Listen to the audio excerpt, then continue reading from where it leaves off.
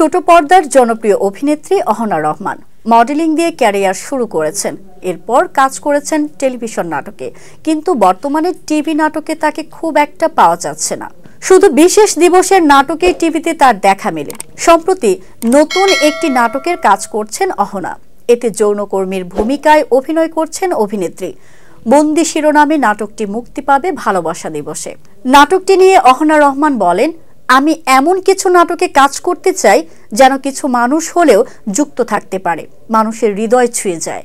ঠিক তেমনি একটি গল্প বন্দি। গল্পটি একদমই ভিন্ন ঘরানার। এটাকে লাভ স্টোরি, সেড স্টোরি, একই সঙ্গে অতিরিক্ত সন্দেহ একজন মানুষের জীবনে কতটা কাল নেমে আসতে পারে তুলে ধরা হয়েছে।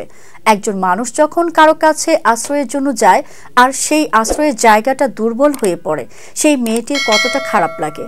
নাটকটিতে অহনার সঙ্গে অভিনয় করেছেন সম্ভাবনাময়ী অভিনেতা আবু হুরাইরা তানভীর। তানভীরের সঙ্গে কাজের অভিজ্ঞতা প্রসঙ্গে অভিনেত্রী বলেন, আমি সহশিল্পী হিসেবে এমন কাউকেই সবসময় চাই যার অভিনয় ভালো। তানভীর এই সময় দারুণ অভিনয় করছে। ওর সঙ্গে আমার প্রথম কাজ। সুন্দর অভিনয় করে।